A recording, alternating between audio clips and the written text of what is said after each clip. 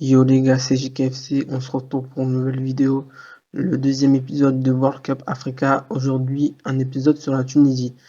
Alors, dans cette vidéo, je vais faire comme le Sénégal, je vais parler de la forme récente de la Tunisie, des dernières compétitions internationales de la Tunisie, puis on va revenir sur l'effectif de la Tunisie. Ensuite, on va revenir sur le groupe de la Tunisie, ce qu'ils peuvent faire et où je les vois aller en Coupe du Monde.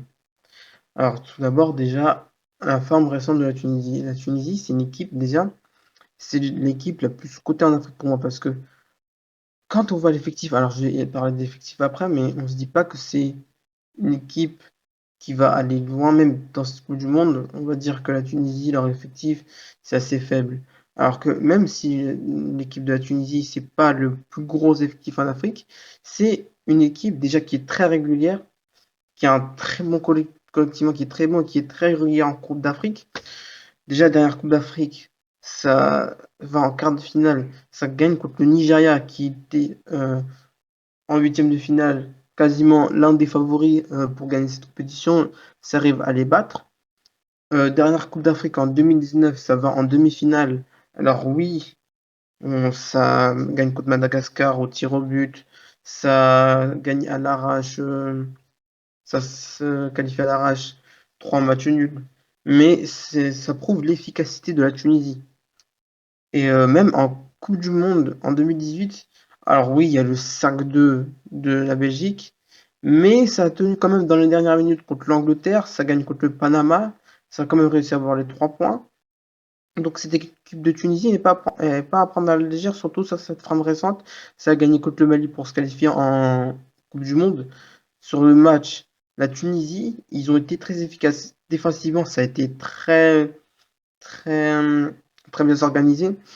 Et ils ont marqué sur un but Torcan. Donc ça prouve que la Tunisie, même si leur effectif, c'est pas le meilleur de l'Afrique, eh ben, elle est très efficace et elle profite vraiment des moments que leur adversaire le laisse. Parce que, par exemple, le Mali, euh, on a eu beaucoup d'occasions, mais défensivement, la Tunisie, ça a été très solide. Et ils ont réussi à marquer, même si c'est un but contre ce camp, c'est une opportunité à garder tout simplement. Maintenant, l'effectif de la Tunisie, comme je dis tout à l'heure, c'est pas le meilleur d'Afrique. Quand tu vois l'équipe de Tunisie, c'est pas un effectif clinquant. On peut le voir même sur Transfermarkt. La valeur de l'effectif de Tunisie, c'est 60 titres vaut que Vinicius est plus cher euh, que, que tout l'effectif de la Tunisie réuni. Donc c'est pour dire l'effectif de la Tunisie, c'est pas un, un effectif clinquant comme on pourrait le dire. Mais comme j'ai dit, la Tunisie c'est régulier. La Tunisie c'est solide. Alors là je tourne juste après, 2 jours après le match contre le Brésil. Alors le match contre le Brésil aussi, alors, et même s'ils ont pris 5 buts, en deuxième période, ils ont quand même tenu à 10 contre 11. Le Brésil, même s'il y a eu 5 buts, le Brésil a eu du mal sur certaines occasions. Ils ont pas trop réussi à passer cette défense tunisienne. Mais les moments où ils l'ont passé, c'est des erreurs défensives. Et pour moi, il faut faire attention dans ces erreurs défensives en Coupe du Monde. Parce que sur le premier but, c'est une erreur de marquage, d'alignement même. Euh, Deuxième but, pareil, erreur d'alignement. Le penalty, c'est une faute totalement évitable. Le quatrième but de Rafinha aussi, c'est totalement évitable parce que Rafinha, sur le but, il est tout seul. Et pareil pour le cinquième but avec Pedro. Donc, à cette équipe de Tunisie, il faut faire vraiment attention parce que je vous dis, à la Coupe du Monde, avec la France et le Danemark, si la Tunisie fait des erreurs défensives, ils ne vont pas laisser passer. Même contre l'Australie, parce que pour moi, la Tunisie, et là on va passer au groupe, la Tunisie, pour moi, a un coup à jouer dans ce groupe, mais il faut que la Tunisie soit vraiment très organisée et qu'il n'y ait pas d'erreurs défensives comme on l'a vu contre le Brésil. Parce que si vous faites des erreurs défensives comme ça contre la France ou contre le Danemark, je vous dis, la Tunisie, ils vont se faire massacrer si ça se passe comme ça. Parce qu'en équipe de France, on a Mbappé, on a Griezmann, Benzema, donc surtout Benzema, il ne faut pas lui laisser des occasions. Au Danemark, le Danemark, c'est une très très belle équipe. Et pour moi, c'est l'un des outsiders une équipe qui va faire une très belle Coupe du Monde pour moi. Et même contre l'Australie. Alors l'Australie aussi, c'est pas l'équipe la plus clinquante sur le papier, mais l'Australie, il faut faire attention parce qu'on se rappelle, en 2018, ça a posé beaucoup de problèmes à la France et au Danemark. Donc, il faut faire attention à la Tunisie, à l'Australie, parce que si tu fais des erreurs défensives contre l'Australie, sur l'adversaire qui, pour moi, tu dois gagner contre l'Australie, et ben la Tunisie, c'est quasiment terminé, parce que ils jouent contre eux au premier match, je crois, ils jouent contre. Non, je crois qu'ils jouent contre le Danemark, la Tunisie au premier match, et ils jouent la France au dernier match, et le deuxième, c'est l'Australie. Donc, déjà, contre le Danemark, la Tunisie, pour moi, faut pas encaisser contre le Danemark. Faut essayer de faire un match nul. Et en deuxième match, il faut gagner. Il faut absolument gagner. Sinon, si tu ne gagnes pas contre l'Australie, c'est quasiment terminé pour tes chances d'aller en huitième de finale. Et contre la France, alors la France, en ce moment, pour moi, la France, je vous dis, je ne les vois pas passer les poules. Parce que la France, c'est en ce moment, même s'il y a des plaisirs et tout ça, la France, en ce moment, c'est même au mois de juin, on a vu la France avait beaucoup de difficultés. Et cette équipe de France, je ne la vois pas passer les poules.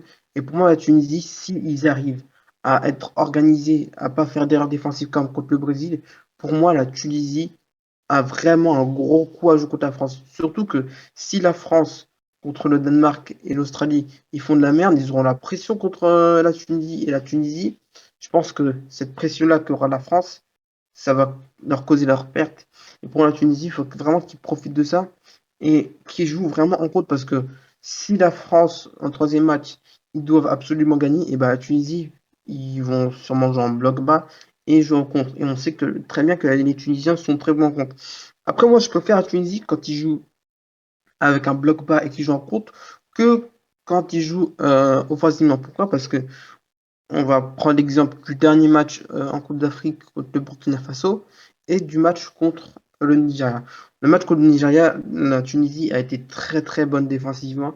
La Tunisie a vraiment donné une leçon au Nigeria. Mais contre le Burkina Faso, ça a essayé de faire le jeu. Ça n'a pas joué habituellement comme cette équipe de Tunisie est capable de le faire.